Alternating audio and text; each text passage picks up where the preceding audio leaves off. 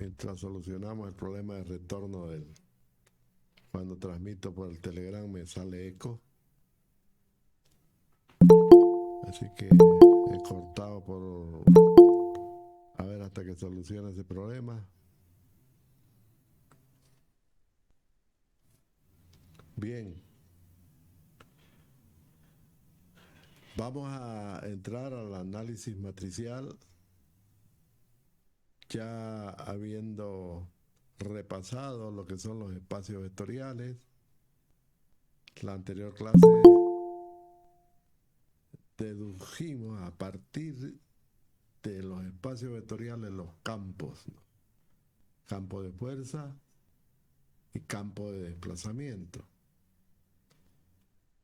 En sí, el espacio vectorial es abstracto, habíamos dicho, ¿no? Siempre los espacios vectoriales, no se olviden, es matemático, es abstracto. Los campos vienen a ser los mismos espacios vectoriales, con la diferencia que los campos ya son físicos, son fenómenos físicos. Un campo de fuerza, bueno, ya es un fenómeno físico, al igual que un campo de desplazamiento. Las tensiones y deformaciones se forman precisamente a partir de esos campos en cualquier sistema estructural, ¿no? De ahí que las grandezas mecánicas que mostramos en la anterior clase precisamente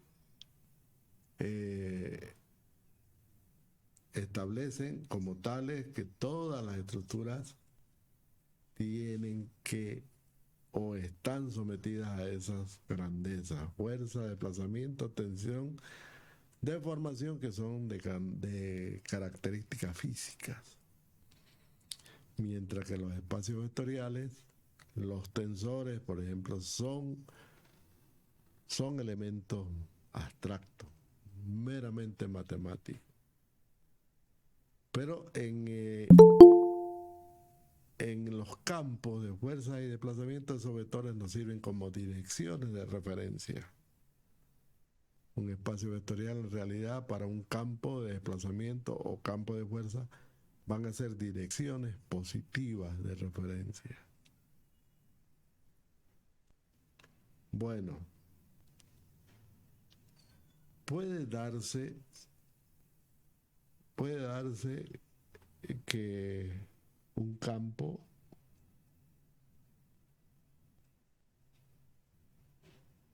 sea cinemáticamente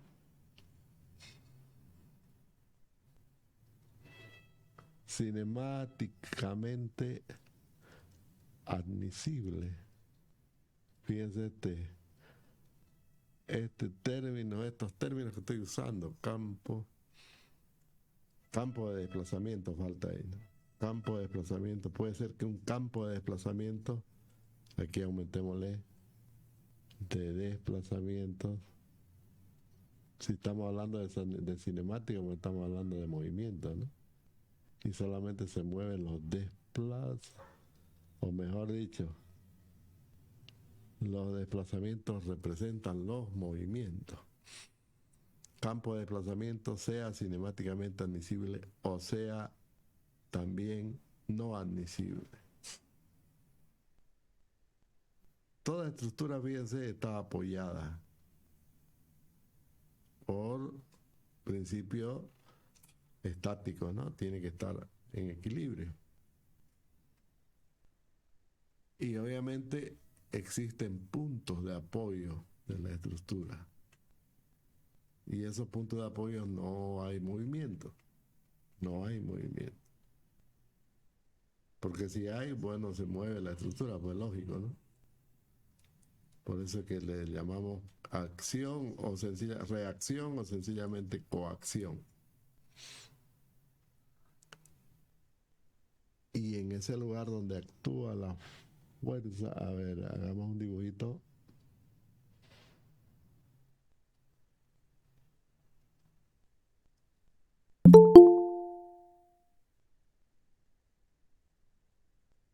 ¿No ves que aquí hay reacciones?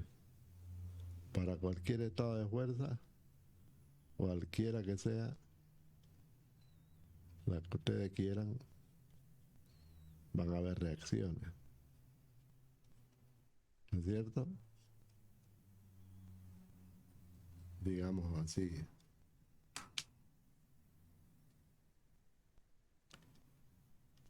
Cualquier punto de aplicación de fuerza, cualquiera, se mueve, menos los de los apoyos. ¿No es cierto? Siempre en los apoyos no hay movimiento. Metan la fuerza que metan, igualingo no se mueve. Sea cual sea la fuerza, no se mueven los apoyos. Son estáticos. Bueno, yo quiero introducir una fuerza en cualquier dirección. Vamos a imaginar de que hay un espacio vectorial. Bueno, ya lo supuse, ¿no? Porque hay flechas. Pero nosotros podemos asociar a cualquier estructura, vamos a hacer aquí otra, a cualquier estructura le podemos asociar un sistema de flechas. Como dijimos en la anterior clase, puede que sean fuerzas o desplazamientos, es un espacio vectorial, es abstracto, ¿no es cierto? Digamos que sean estas.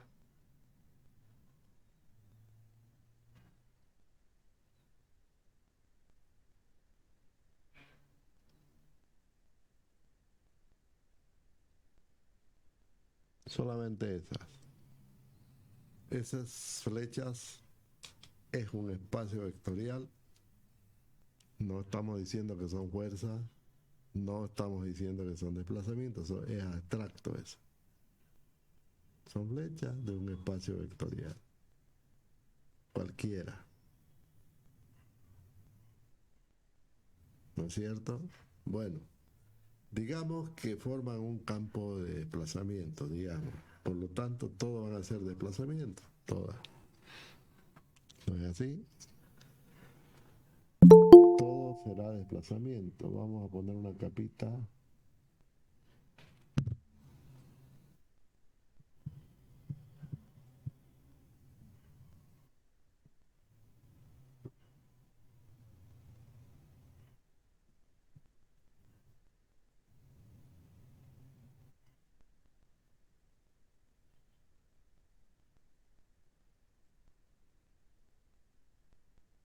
Muy bien. Vamos a suponer entonces, decíamos que estos sean desplazamientos. Digamos que este es el desplazamiento 1, el desplazamiento 2 y así, ¿no? Desplazamiento 3, 4, 5, 6. Fíjense que ya le estoy asociando un fenómeno físico. Entonces ya ese espacio vectorial, al aplicarse desplazamiento, ya es un campo de desplazamiento, ¿no? Y si fueran fuerzas, ¿no? Por ejemplo, fuerza 1, fuerza 2, fuerza 3, 4, 5, 6, 7. Estaríamos hablando de un campo de fuerza, pero en el mismo espacio. ¿Está bien? Entonces hemos podido representar dos fenómenos físicos en un espacio vectorial. Pero esos dos fenómenos son campos. El primero que dibujamos es el campo, ¿no?, de desplazamiento. Le llamamos los delta, desplazamiento 1, 2, etcétera. Y el segundo, el campo de fuerza. Bueno, entonces hay dos campos. Ahora hablemos del campo de desplazamiento. Es lógico que en los apoyos no se pueden producir desplazamientos. Por lo tanto, el desplazamiento en la dirección 1, delta 1 y delta 7 obligatoriamente son ceros. Sí o sí. Hay una restricción en el nodo o en el nudo donde está aplicada, ¿no? Donde está aplicado el vector. Hay una restricción. No es posible producir desplazamientos en esas dos direcciones. Ustedes me dirán, hay otras más, pero eso es otra cosa, otro campo, otro espacio es ese. Estoy hablando específicamente este que hemos indicado, ¿no? Entonces hay dos direcciones impedidas de movimiento. Y todas las otras pueden moverse, no hay ningún problema. Además producen trabajo. Las únicas que producen trabajo son los vectores que no están restringidos, ¿no? Los vectores restringidos no producen trabajo, ¿no? Bueno, resulta que este campo de desplazamiento, por el hecho de tener dos componentes, delta 1 y delta 7, igual a 0, obligatoriamente, es un campo de desplazamiento que no es cinemáticamente admisible. Para que un campo de desplazamiento sea cinemáticamente admisible, todas sus componentes deben permitir desplazamiento, sí o sí. En otras palabras, es como si estuviera en el aire, ¿no? Digámoslo así, como un sólido rígido, porque eso sería, pues, si no hay así, ¿no? Eso es. Imaginémonos así. Por tanto, un campo de desplazamiento puede ser cinemáticamente admisible si es posible introducir desplazamientos en cualquiera de sus componentes,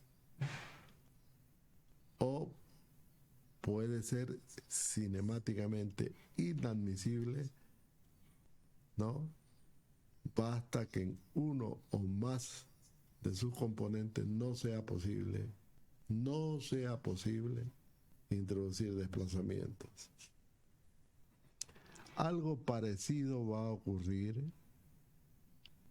va a ocurrir con las fuerzas. Ahí está el campo de fuerzas.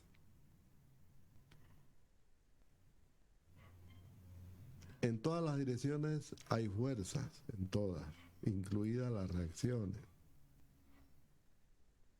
F1 y F7 son reacciones. Parte de las reacciones, no nos interesan las otras, solamente esta, estamos estudiando. Forman parte del espacio vectorial que hemos asociado. Entonces, hay dos fuerzas que son reacciones y todas las demás son acciones. Obviamente las reacciones siempre se van a dar donde los desplazamientos son ceros.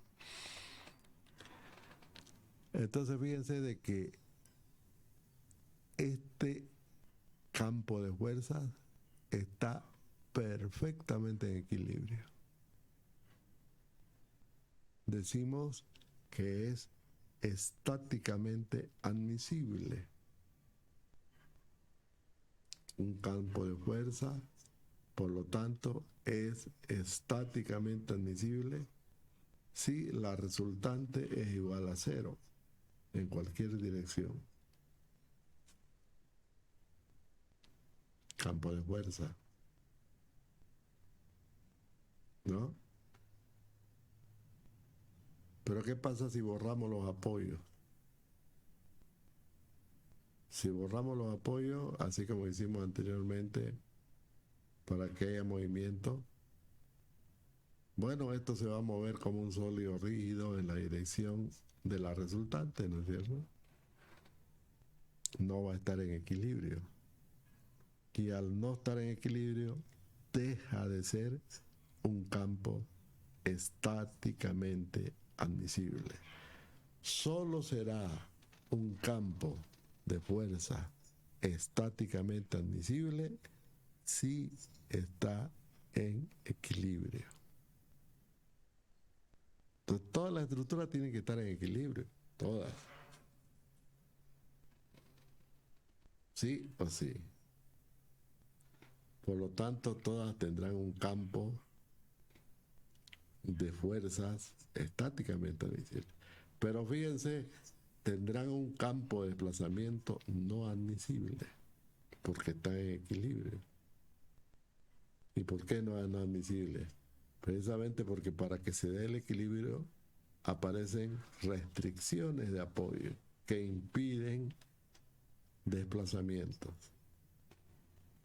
Esa es la visión, ¿no? ¿Y cómo vamos a resolver entonces una estructura? Ese es el problema del análisis matricial que lo vamos a ver posteriormente. Bueno, se entiende esta parte porque ahora vamos a ver el concepto de rigidez y flexibilidad. Tenemos que entender esto para poder ver el concepto de rigidez y flexibilidad. ¿Ok? A ver, hablen. ¿Quién está tomando apuntes? Sí, ingeniero. ¿Se entiende, ingeniero? Muy bien, me alegro. Bueno, vamos al concepto. Rigidez o coeficiente de rigidez. ¿Qué es una rigidez?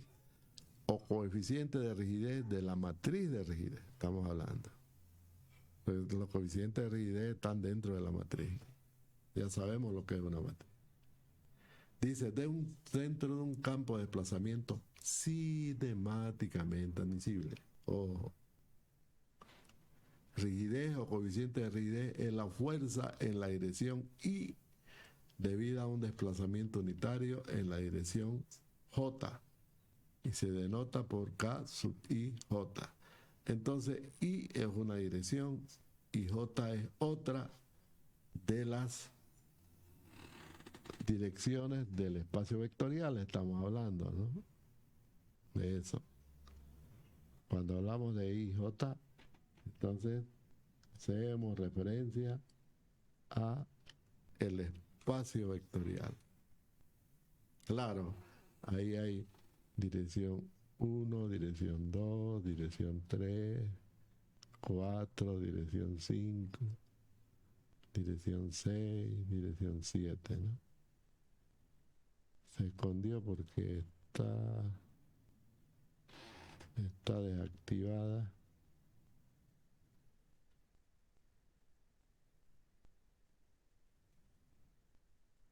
Bueno, vamos a desactivar estos dos. Vamos a crear uno nuevo. Ya, dirección 1, dirección 2, 3, 4, 5, 6, 7 direcciones o 7 componentes del espacio vectorial. Entonces, si yo doy, fíjense, si de acuerdo a esta definición, dice, la fuerza en la dirección Y debido a un desplazamiento unitario en la dirección J. Supongamos que I es igual a 2 y J igual a 5. Entonces la dirección I es 2. Ahí medimos una fuerza cuando damos un desplazamiento unitario en la dirección 5. Así de sencillo, ¿no? Eso es.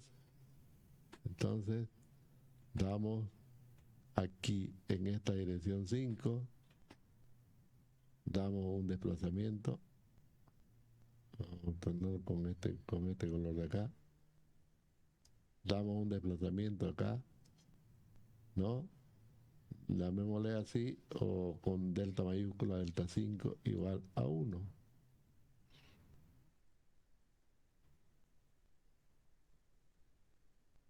Igual a 1. Obviamente que ahí va a haber una deformación de la estructura, se va a deformar. Y este de acá, porque estamos viendo cuál es K, 2, 5. I igual a 2, J igual 5. De acuerdo a la definición, sería la fuerza producida en 2 debido al desplazamiento unitario en la dirección 5. No había ningún problema. Podemos calcular esa fuerza que se va a producir acá. Esa va a ser la K2, 5. No había ningún problema. Se puede. Basta ponerle, ¿no? Para saber la fuerza, tendríamos que ponerle aquí un impedimento, ¿no? Para que no se mueva y ahí se calcula la fuerza. Porque se va a producir una reacción, una fuerza, que la podemos calcular. Pero cuando se da el desplazamiento unitario, a ver cuánto vale esa fuerza. Pero si lo dejemos libre, el nodo se mueve, ¿no? Y no vamos a poder medir la fuerza. Pero hay que ponerle ahí, impedir que se mueva el nudo 2 para que se dé la fuerza.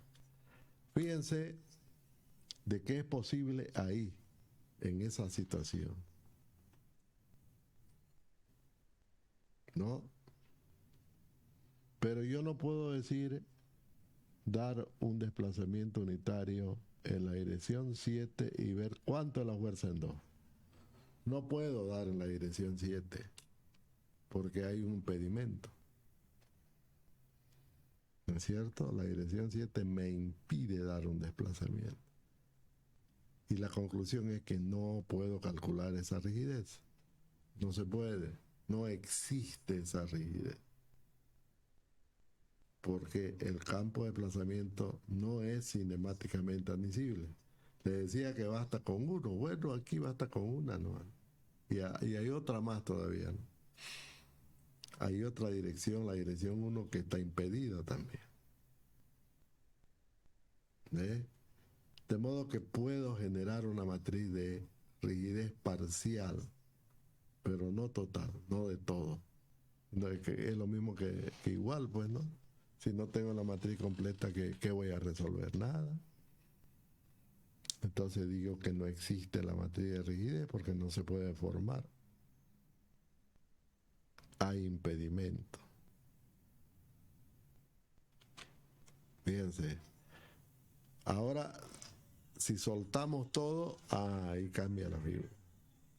Podré encontrar la matriz de rigidez, pero la estructura no estará en equilibrio. ¿Está bien? Vamos a ver eso más adelantito vamos a ver el efecto matemático de todo eso. ¿Qué es la flexibilidad o coeficiente de flexibilidad? Ahora hablamos dentro del campo de fuerza. Dentro de un campo de fuerza estáticamente admisible, ya sabemos que tiene que estar en equilibrio. Flexibilidad, coeficiente de flexibilidad es el desplazamiento en la dirección Y debido a una fuerza unitaria en la dirección J. Se denota con F sub I J.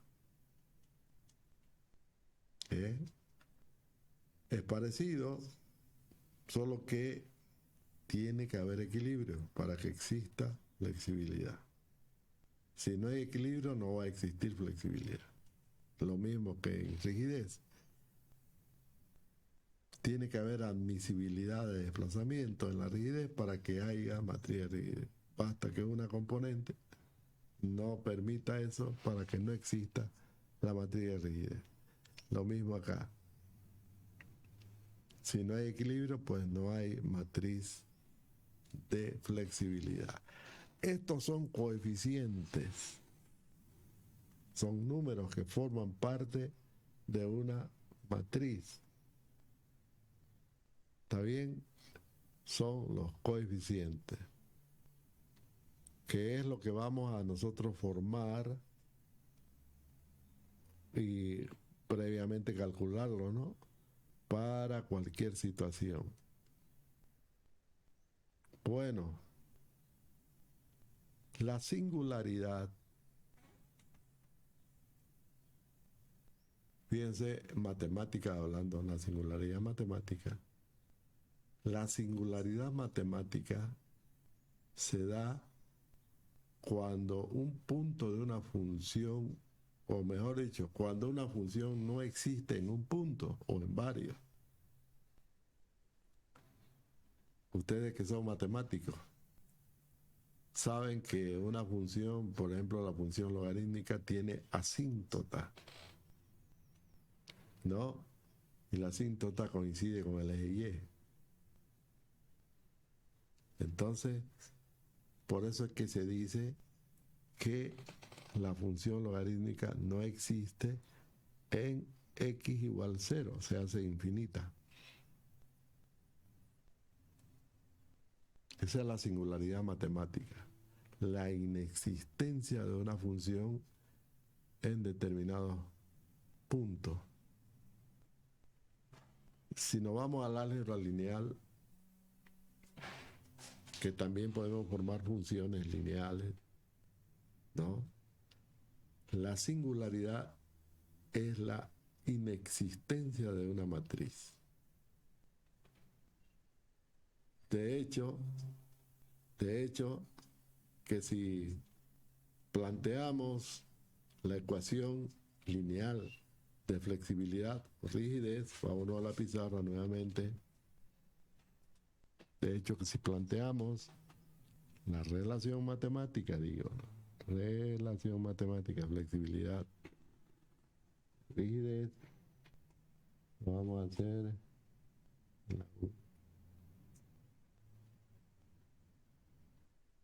habíamos visto que, vamos a ponerlo con negrito, las fuerzas se relacionan a través de la matriz de rigidez con los desplazamientos, y los desplazamientos se relacionan a través de la matriz de flexibilidad con la fuerza. Como estos dos campos son lo mismo, y esto también, esto, ¿no? Esto nos lleva a la conclusión de que para que tenga solución los dos, la matriz de rigidez tiene que ser igual a la inversa de la matriz de flexibilidad, o viceversa, ¿no? La matriz de flexibilidad tiene que ser inversa de la matriz de rigidez para que ambas ecuaciones tengan solución, porque lo contrario no es así. Pero ¿qué pasa si no existe la matriz? Como hemos visto, no va a existir, en el ejemplo que vimos acá, no va a existir la matriz de rigidez, pero va a existir la matriz de flexibilidad. Si no existe la matriz de rigidez menos su inversa, ¿no? Por lo tanto, ¿qué vamos a invertir? Pues si no hay que invertir. Directamente la matriz de flexibilidad no tiene inversa, ¿no? No tiene inversa. Y cuando una matriz no tiene inversa, te dice que es singular. En el conjunto de matrices cuadradas, todas las matrices que no tienen inversa se denominan matrices singulares. Esa es la singularidad. Nace de las ecuaciones precisamente que acabamos de ver, la relación entre los dos campos a través de las dos matrices. Y estas dos matrices están formadas por coeficientes, que son los coeficientes de flexibilidad y los coeficientes de rigidez.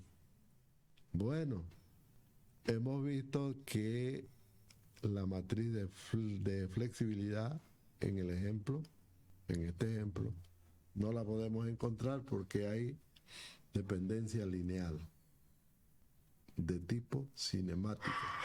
¿Por qué decimos dependencia lineal cinemática? Porque no se puede dar desplazamiento unitario en la dirección 7 y en la dirección 1 que estamos mostrando acá. No es posible dar desplazamiento unitario en la dirección 7 ni en la dirección 1, ¿no? Por lo tanto, no existirán las columnas 7 y la columna 1, no van a existir. No se pueden dar esos desplazamientos. Y por tanto no existe la matriz de rigidez. Eso quiere decir que aunque exista la matriz de flexibilidad, no tiene inversa. No va a tener inversa. Es singular. Estamos ante un caso de dependencia lineal cinemática. Hay una dependencia lineal cinemática. Pero ¿puede darse una dependencia lineal estática? Claro que se puede dar. Por lo contrario, ¿no? Existe la matriz de rigidez, pero la estructura no está en equilibrio. Es una dependencia lineal estática, porque la estructura no está en equilibrio aunque exista la matriz de rigidez. ¿Ok? Esos son los dos casos de dependencia lineal que se puedan dar. Para aquella solución debe ocurrir las dos cosas al mismo tiempo. Tiene que haber, o mejor dicho, no tiene que haber dependencia lineal, ni estática, ni cinemática. Pero ¿cómo es eso, van a decir ustedes? ¿Cómo es eso si todas las estructuras tienen que tener apoyo?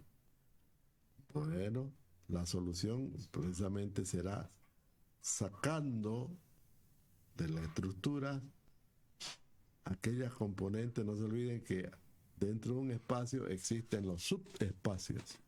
Los subespacios.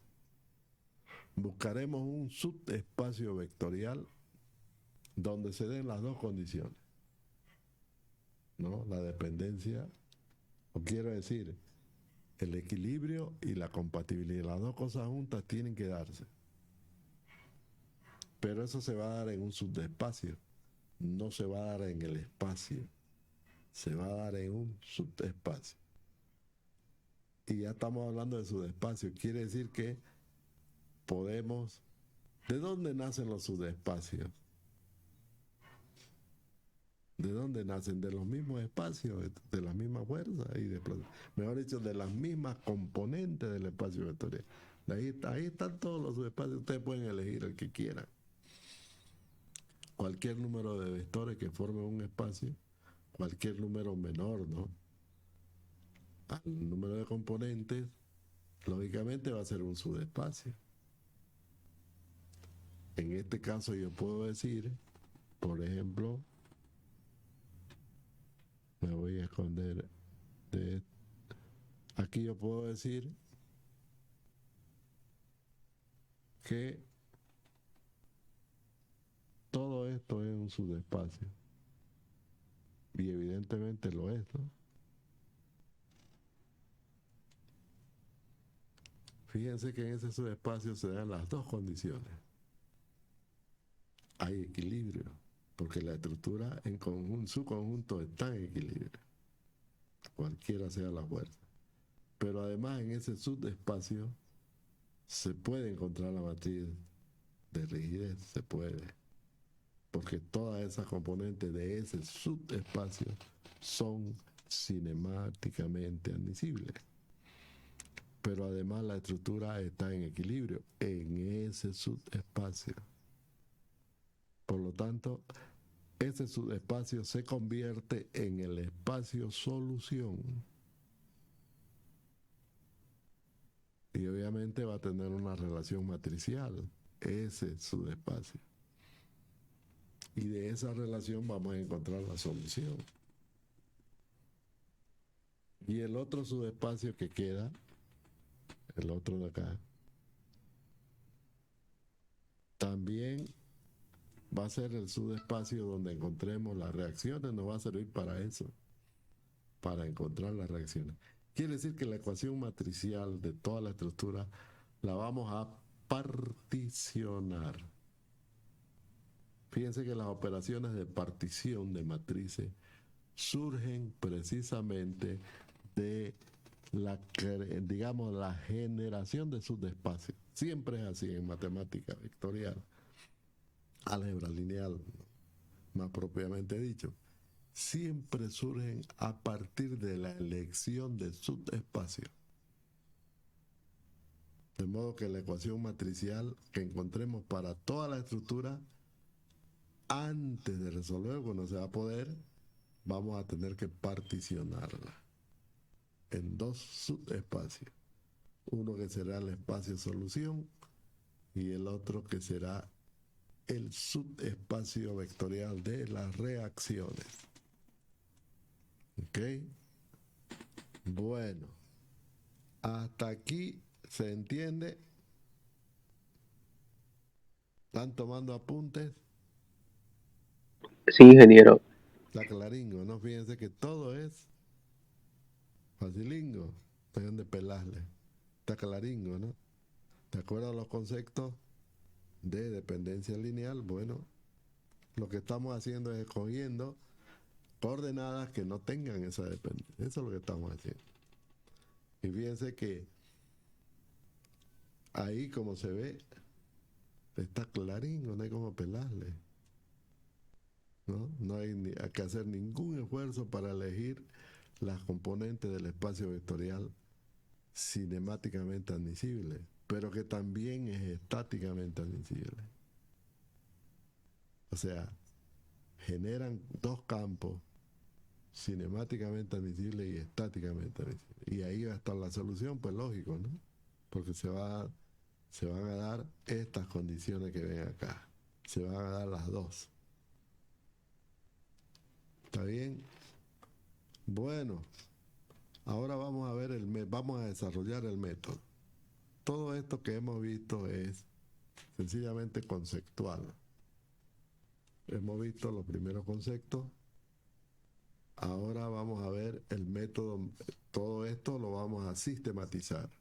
Vamos a comenzar a hablar ya del método matricial de rigidez.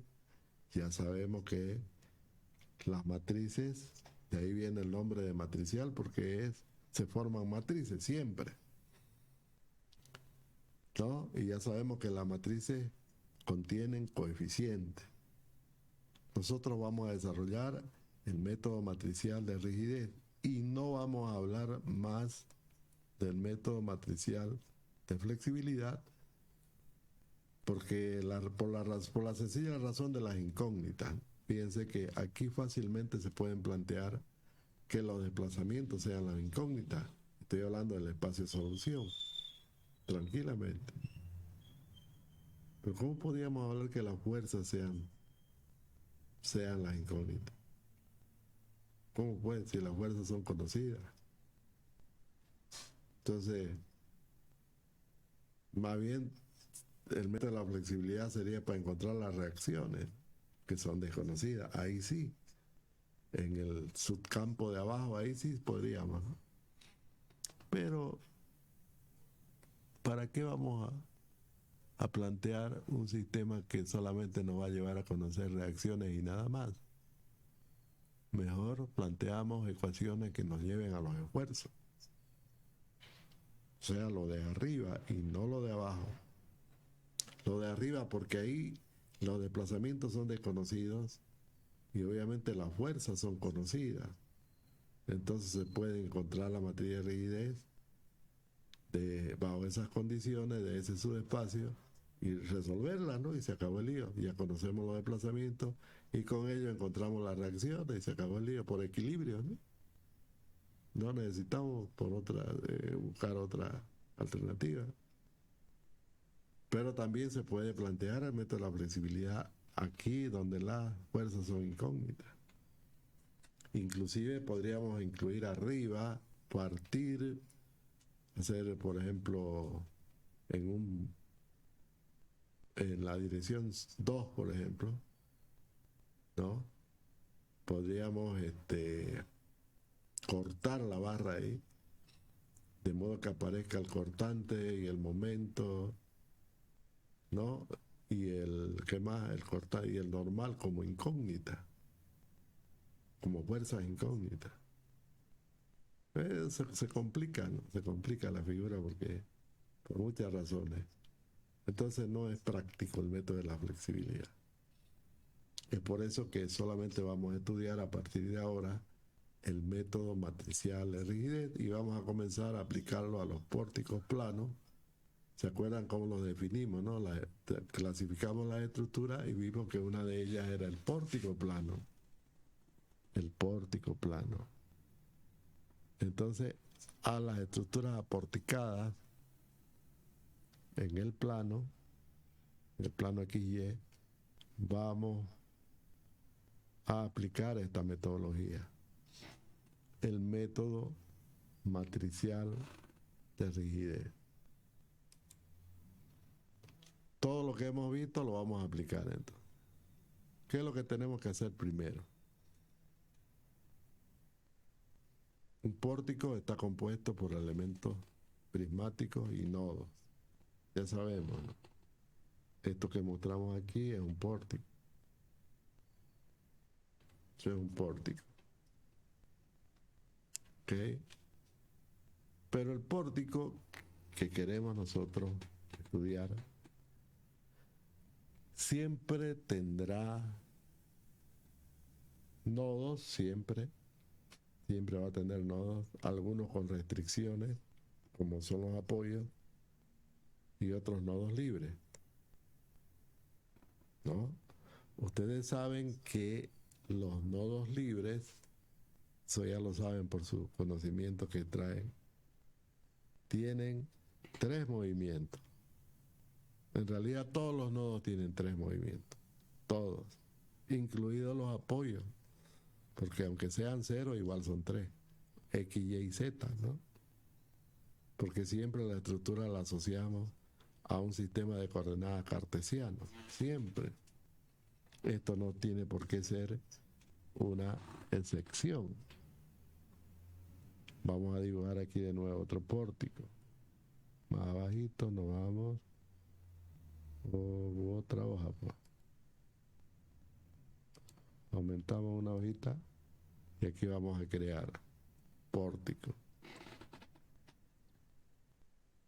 Ya igual con la barrita inclinada, pero tiene que ser negra. Vamos a poner un pórtico con barras negritas y vamos a ponerle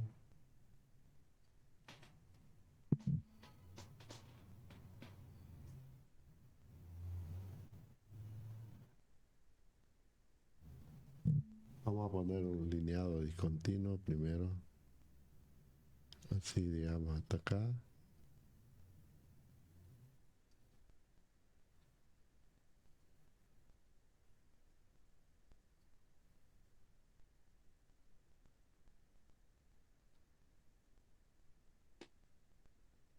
Vamos a hacer, bueno, que esté apoyado así con 2 apoyos empotrados, uno acá y otro acá.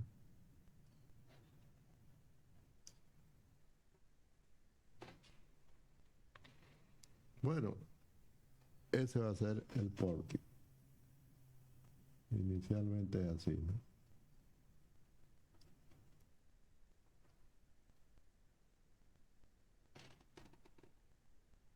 Así.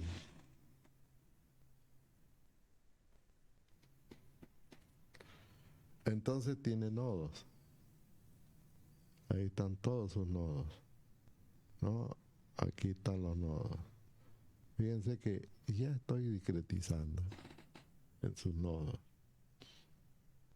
Faltan los elementos. Los he puesto punteados porque ahí van a estar los elementos, ¿no?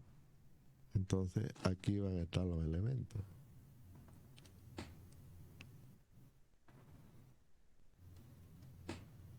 Ahí van a estar los elementos.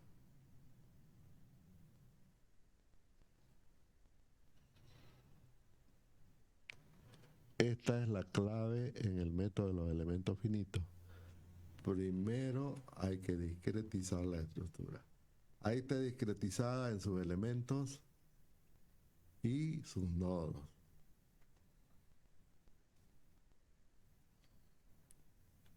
Está bien, es la estructura discreta. Bueno, y ya venía discreta, pero aquí la estamos, digamos que la estamos indicando con más precisión que es discreta. Estamos, en otras palabras, comprobando que es discreta. Ahí están sus elementos finitos y sus nodos. Bueno, primero hay que hacer eso. Luego tenemos que asociar un sistema de coordenadas cartesiano, ¿no? Para que esos nodos queden perfectamente indicados por sus coordenadas X y Y. Así es más fácil, ¿no?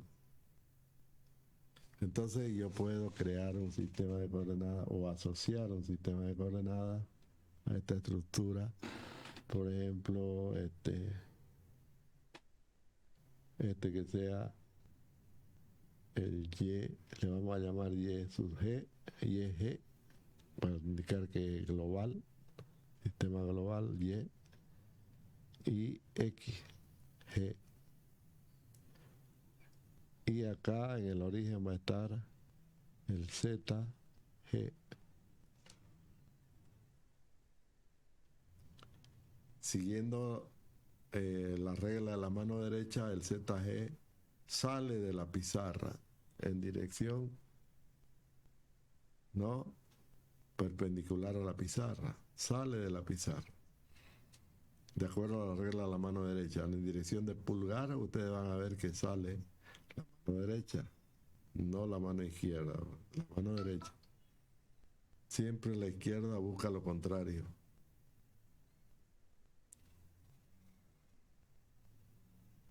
Bueno, ahora sí, nosotros podemos asociar un espacio vectorial a la estructura. Todo. Y ese espacio vectorial lo vamos a identificar, o mejor dicho, lo vamos a dibujar, porque son dibujos de vectores, ¿no?, en los nodos y en las tres direcciones de movimiento. ¿Cuáles son esas direcciones? Oiga, como el parte de arriba. Esta es la dirección vertical de movimiento del nudo.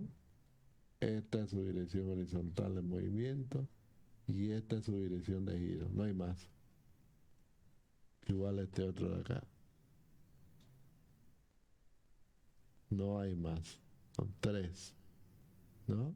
Porque es un pórtico plano. Igual acá no tiene más. Todos tienen tres direcciones, sí o sí. Aunque sean cero. Los apoyos, las tres direcciones son cero. No me interesa, pero igual tiene que aparecer. Porque si yo suelto, lo quito el apoyo, tiene que quedar, pues, no la coordenada. Tiene que quedar la flecha de dirección. Fíjense que es asociado un espacio vectorial, que es abstracto. Solo que tengo que identificar la flecha. Tengo que identificar la flecha. Vamos a dejarlo después. Después vamos a identificar. Bueno, lo concreto es que hemos creado un sistema de flechas, también llamado sistema de referencia o sencillamente espacio vectorial global. La G viene de eso, global. Asociado también a la estructura un sistema de coordenadas cartesianas que le hemos llamado global también. Porque a partir de él podemos, habíamos dicho, podemos recoger las coordenadas de cada nodo, coordenadas cartesianas, si queremos hacer un cuadro, ¿no?, una tabla, que vamos a tener que hacerla. Bueno, ya tenemos el espacio vectorial. Fíjense que todos los nodos tienen 3 coordenadas. Ahora bien, hay coordenadas, hablando del campo de desplazamiento, hay coordenadas que no permiten movimiento. Son las de los apoyos, como lo vimos. Y hay otras que sí, las de arriba, ¿no? ¿No es cierto? Vamos a crear una capita aquí. Todas estas de acá, todas estas coordenadas de acá, permiten desplazamiento. Todas. En total son 12.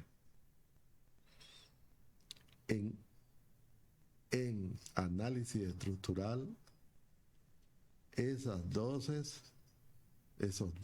posibles desplazamientos se denominan grado de libertad. Esta estructura tiene 12 grados de libertad. Así como lo vemos. Cada dirección de movimiento libre, no coaccionado, libre, se denomina un grado de libertad. Como hay 12, pues son 12, pues lógico. 12.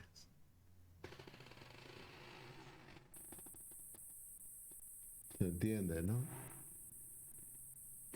Entonces, esta estructura cuenta con 12 grados de libertad. Por lo tanto,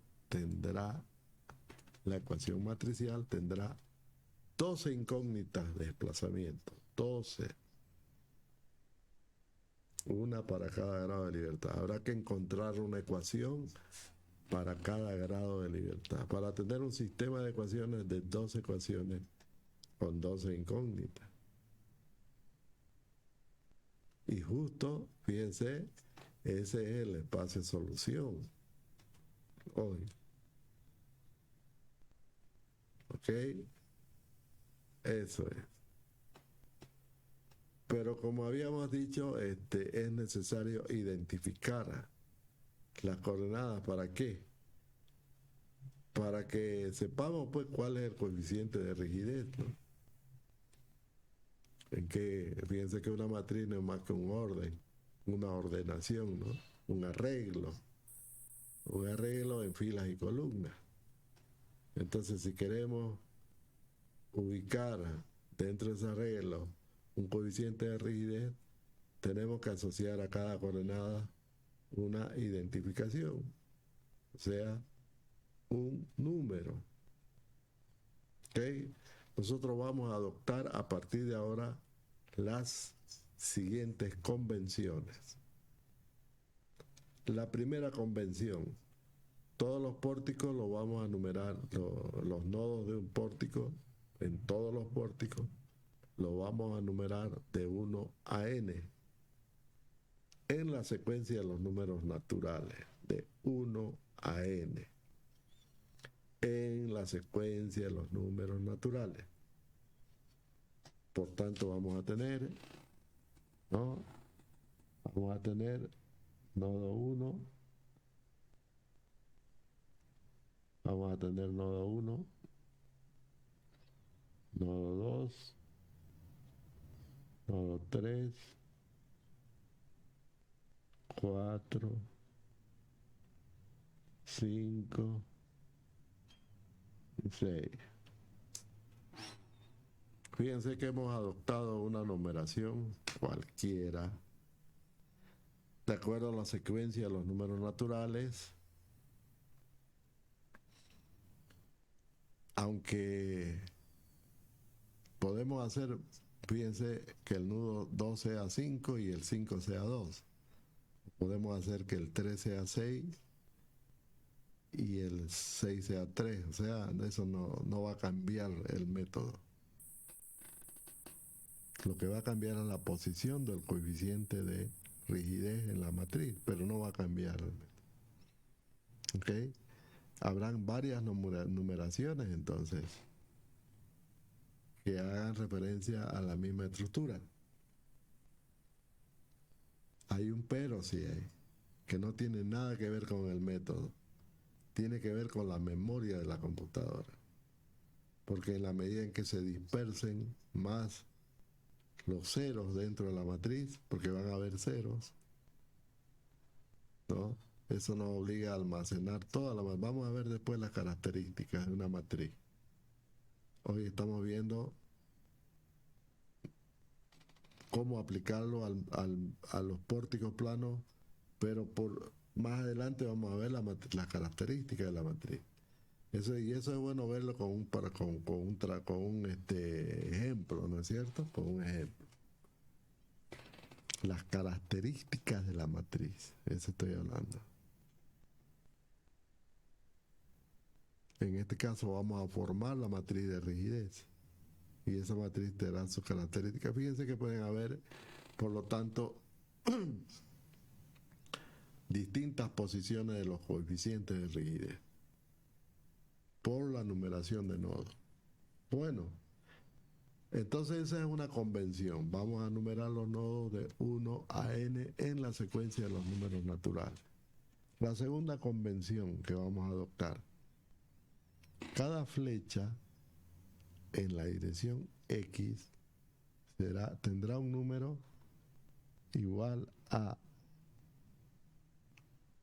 3 veces el número del nodo menos 2.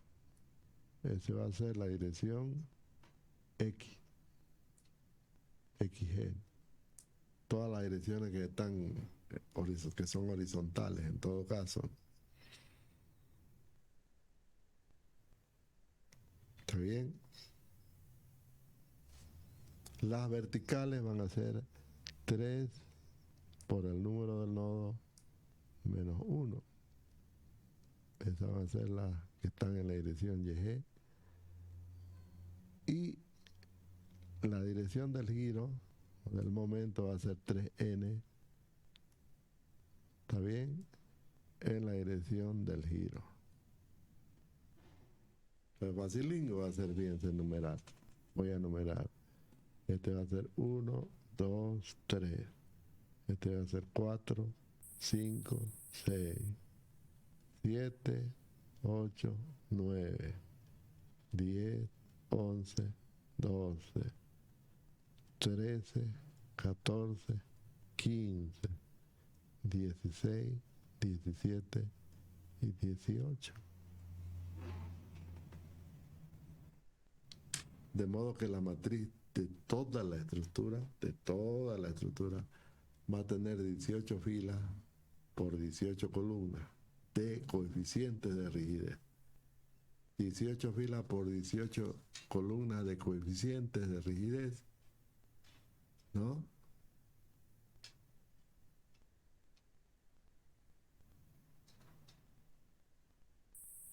De modo que la matriz será de 18 por 18. Pero la solución va a estar dentro de lo que hemos encerrado en verde, ¿no? Que van a ser 12 filas por 12 columnas.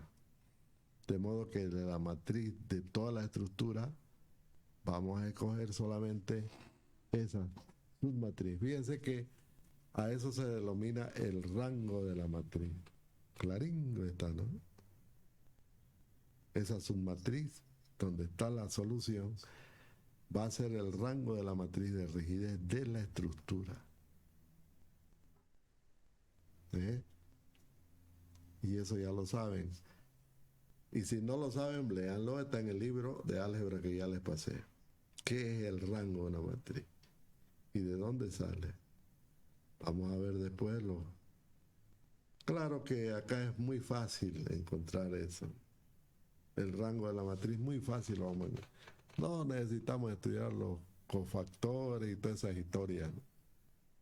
Pero tenemos que asociarlo por necesidad académica. Tenemos que mostrarlo por necesidad académica. Eso es así. Bueno, ¿y cómo vamos a calcular los coeficientes de rigidez? ¿No?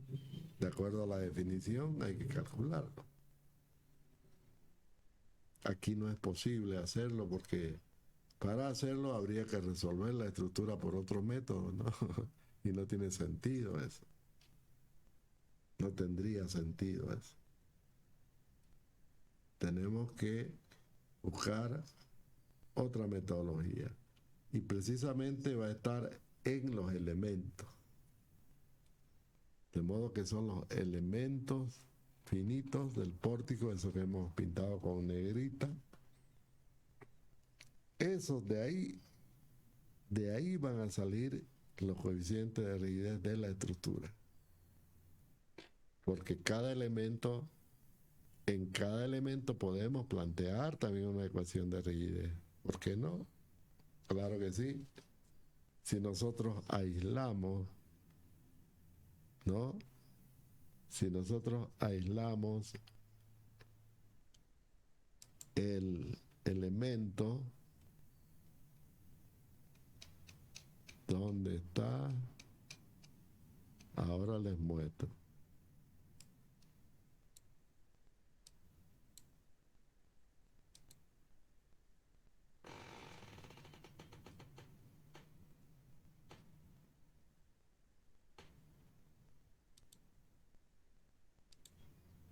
Ahorita vamos a verlo, eso lo tengo aquí.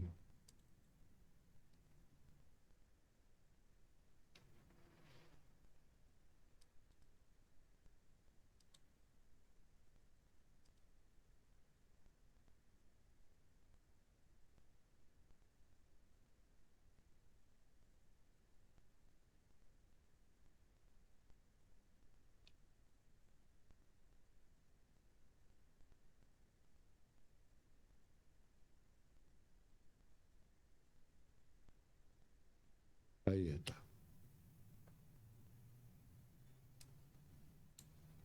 Se puede ver un elemento finito de pórtico plano. Ahí está en negrita pintado. Cualquiera de ellos. Aquí hay que hacer otras consideraciones. Como por ejemplo, ¿cuál es el nodo I y cuál será el nodo J? Lógico.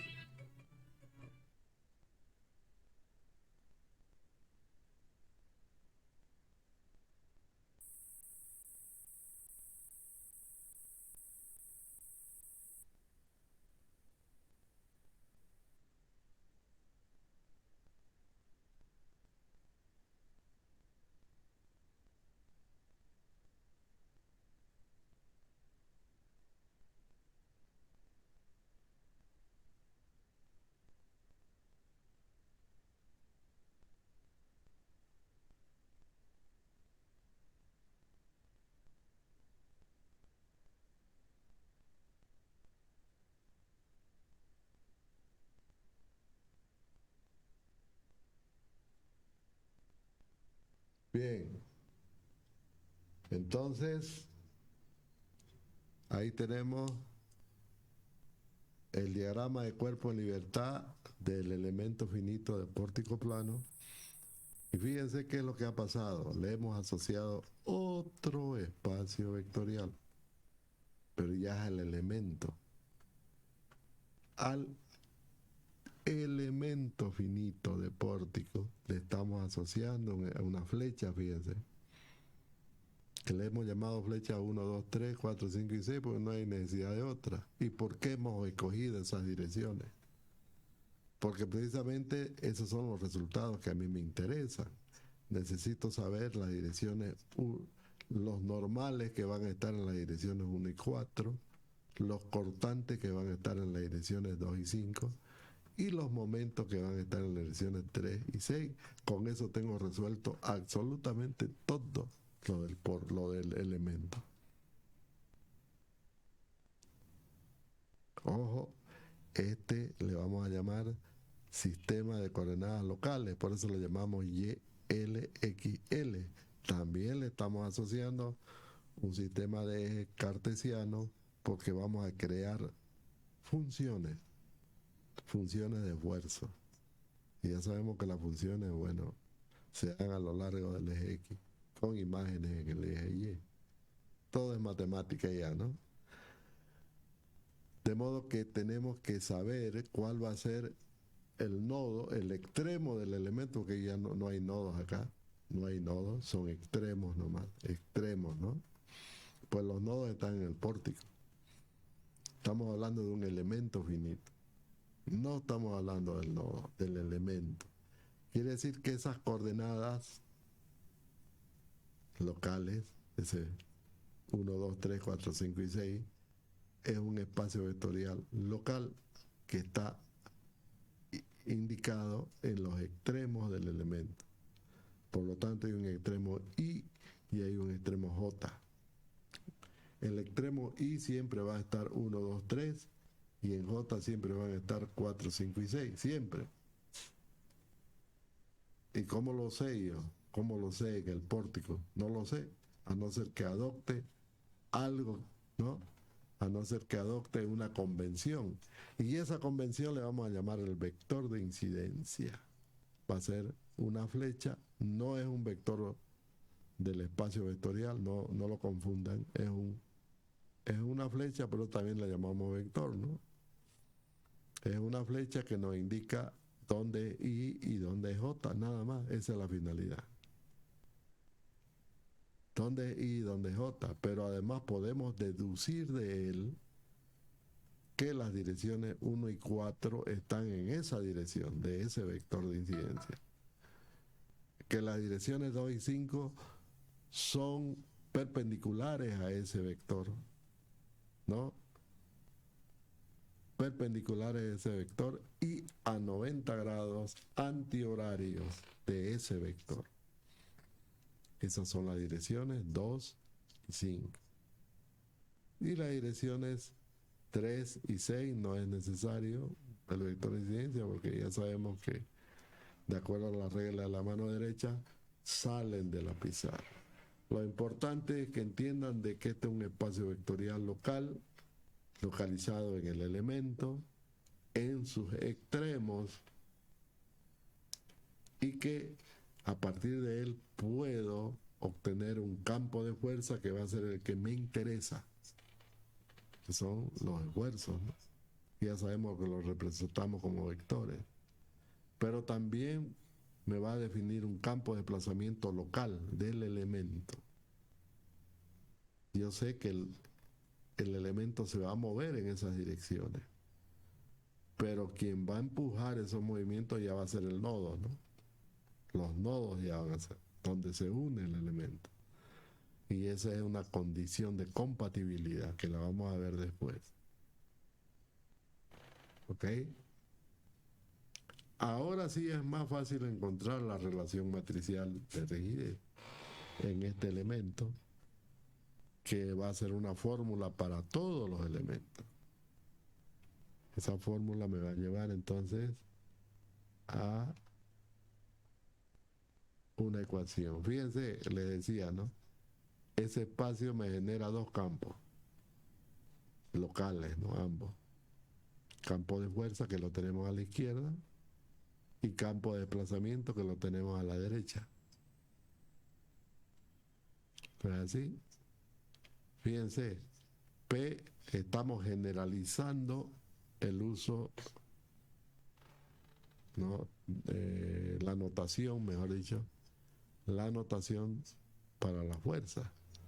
Indicamos P minúscula para las fuerzas internas. P minúscula para las fuerzas internas. Y la delta griega minúscula para los desplazamientos internos. Le decimos interna porque es del elemento. Entonces es lógico que así como hay una relación fuerza-desplazamiento de la estructura, así como esta, ¿no? También habrá una del elemento que la vamos a indicar de esta forma. ¿Está bien? Esa va a ser la ecuación de esfuerzo del elemento. campo de fuerza igual a la matriz de rigidez del elemento multiplicado por el campo de desplazamiento del elemento. Todo es interno, porque es referido al elemento finito de pórtico plano. Y obviamente ahí ya podemos aplicar ecuaciones matemáticas para poder encontrar los coeficientes de rigidez. Ahí se los voy a ir adelantando, mire. Todo eso lo voy a explicar la próxima clase, hasta que llegamos a esta. Esta es la ecuación matricial. K, esa K que ven aquí, ¿no? Esta de aquí, ¿no? A ver, vamos a usar el puntero. Esta ecuación de aquí, ahora eso. Esa es la ecuación de rigidez, ¿no? Esa K, esa matriz de rigidez, aquí, todo esto vamos a verlo después, esto es puro matemática. Esa es esta. Y lógicamente tiene que ser de 6 por 6. ¿Por qué de 6 por 6? Porque son 6 componentes, ¿no? Del espacio vectorial. Ahí está. 3 en I y 3 en J. 6. Por lo tanto, son 6 filas y 6 columnas de rigideces. 36 rigideces en total, que me forman esa matriz de rigidez del elemento. Aquí está. Es por A sobre L, donde E es modo elasticidad, A es la sección, L es la longitud. Y como les decía, aparecen ceros, ¿no? Van a aparecer ceros. Y esos ceros se van a mostrar en la matriz de la estructura. Porque cuando tengamos todas las matrices formadas ya, calculadas, ¿no? Porque aquí sencillamente sustituimos, ¿no? Los valores para cada barra y ya está, listo. Se acabó el lío, ya está, ya son números esto. Vamos a verlo eso en el SILAB, ahí vamos a hacer los cálculos, ¿no? Ya lo vamos a ver con numeritos, ¿no? Entonces van a estar todas las matrices ya formadas de todos los elementos. Luego, como todos los elementos forman la estructura, ¿no es cierto? Forman esa estructura. ¿Qué tenemos que hacer? Tenemos que aplicar los principios válidos, ¿no? Que es el equilibrio y la compatibilidad para encontrar la ecuación de rigidez ya de la estructura, ¿no? Estoy hablando esta ecuación de aquí, esa que ven con letras grandotas, esa es la ecuación matricial buscada de la estructura, ¿no? Donde esa K mayúscula va a ser la matriz de rigidez de la estructura, que va a estar formada por las rigideces de los elementos. Con rigidez de los elementos formamos eso. Y obviamente va a ser una matriz que no tiene inversa, porque es montada sin apoyo. Después encontramos, ¿no?, el rango de la matriz a partir del espacio de solución, ¿no? Vamos a ver cómo se hace eso. Y listo, ya está calculada el pórtico. Así de sencillo. Claro que vamos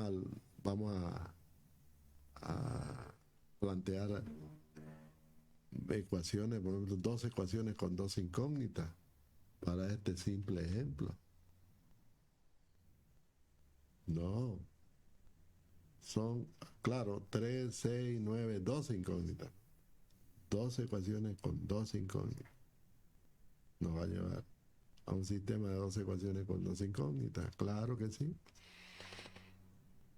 Ya es un problema resolverlo eso manualmente. Mire, es tan sencillo el pórtico, un sistema grandísimo. Pero de ese sistema vamos a sacar los desplazamientos de los nodos, que es la incógnita, ¿no? Ahí está delta. Es el campo de desplazamiento. Va a haber un subcampo que pertenece al campo de solución. Esas son las desconocidas, ¿no? Las fuerzas desconocidas, los desplazamientos desconocidos que son las incógnitas del problema.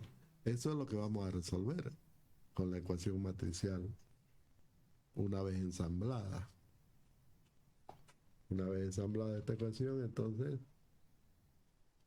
resolvemos para los desplazamientos desconocidos y ya está.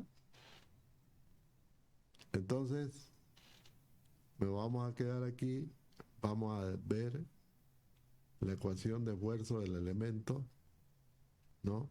Y los diversos métodos que se usan para encontrar, porque hay varios métodos para encontrar la matriz K. El que voy a mostrar aquí se denomina el método de la ecuación diferencial de la elástica. Como pueden ver, parto de una ecuación diferencial, ahí está. Esta es una ecuación diferencial, ¿no? Partimos de una ecuación diferencial y a partir de ella resolvemos todo hasta encontrar estos coeficientes. ¿Está bien? Pero lógicamente que aquí está implícita la aplicación del concepto de rigidez, porque estamos dando desplazamientos unitarios, fíjense. ¿Ah?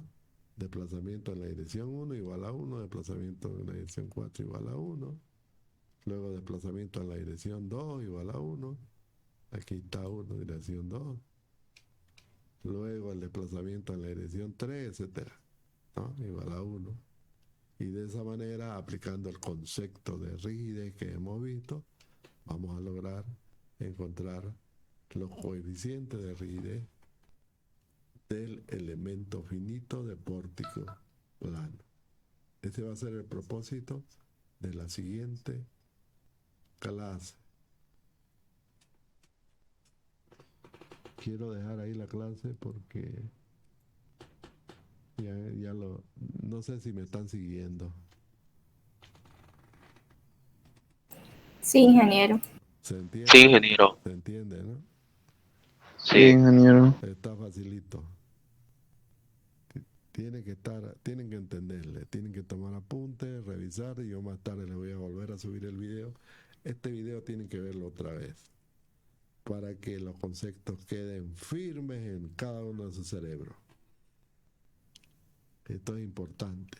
Ya ven la importancia de todo esto. Bueno, voy a habilitar en la plataforma.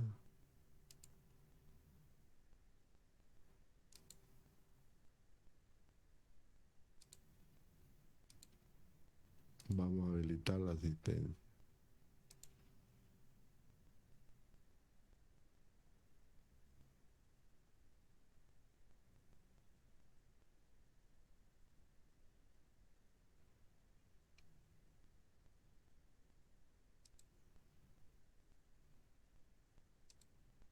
Ya tenemos dos clases, ¿no?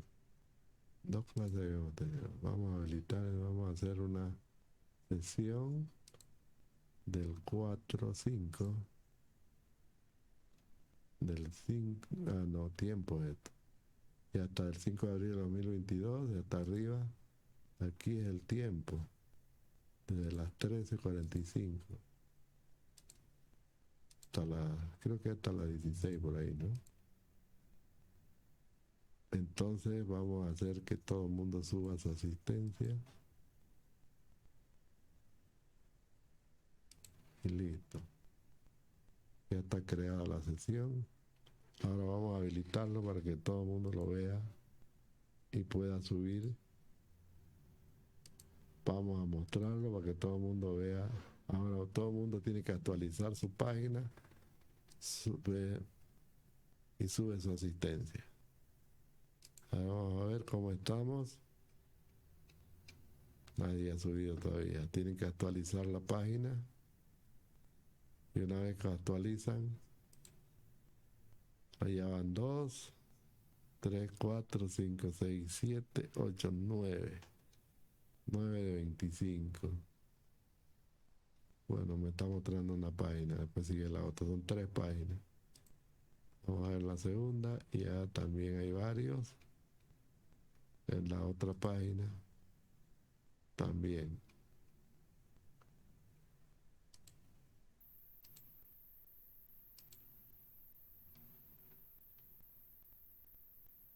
Ahorita mostrar.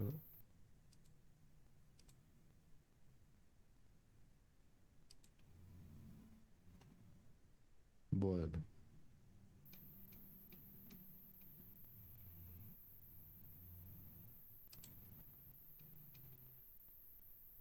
Son pocos los faltones, ¿no? Son pocos los faltones. O por ahí no saben que se está tomando asistencia y están haciendo otra cosa, ¿no? Ya es problema de cada uno. Tienen que tomar. Debe ser lo que recién nos ha adicionado. No, los que han adicionado no están en esta lista. Los que han adicionado recién aparecen cuando termine la adición o en la medida que se van adicionando van apareciendo. Bueno, jóvenes, vamos a deshabilitar ya esto, vamos, ya están todos. Listo. Se acabó, ya no se ve. Ingeniero, para volver a ver la clase de nuevo, ahí mismo está el link en la página donde usted está ahorita. Ahí lo pueden ver en el tweet, en la página, claro, de la universidad, claro, en la plataforma van a ver el link del tweet. Entran ahí, la van a ver la clase grabada, va a estar grabada en el tweet una semana, de ahí desaparece. Así que tienen que, o la bajan de ahí, pero yo también la subo a Telegram. Más tardecito voy a comprimir la clase, quiero decir el archivo de la clase de hoy, la comprimo y lo subo.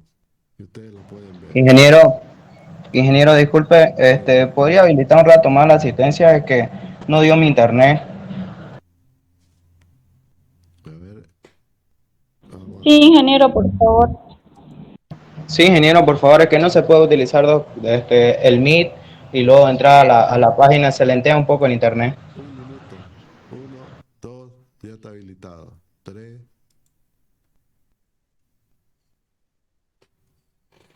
Listo. Ya.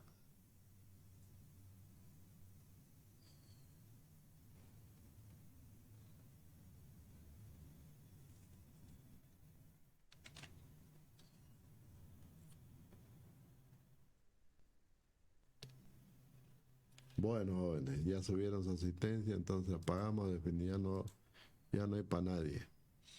Listo. Le decía, Perfecto, ingeniero, gracias, gracias. le decía que ya me olvidé, que era la grabación. La grabación de la clase yo siempre la grabo aquí en el streaming, en el software de streaming que uso, yo la grabo y la subo al Telegram. Entonces terminamos la clase de hoy. Después de esto tengo que dar otra clase todavía. Y yo creo que a eso de las 8 o 9 de la noche empiezo a subir la clase, ¿no? Grabada. Ustedes solamente la bajan el archivo, lo descomprimen y van a ver la clase. O si no, tienen la opción de ir al tweet, ¿no? Y ahí la tienen la clase grabada. ¿Ok? ¿Tienen alguna otra pregunta, alguna otra consulta? Hablen ahora.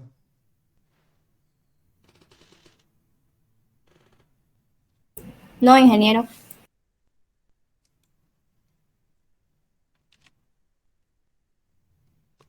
Bueno, jóvenes, está bonita la materia, está comenzando lo bonito. Aquí comienza lo bonito. No hay que aflojar, hay que seguir nomás, porque no queda otra.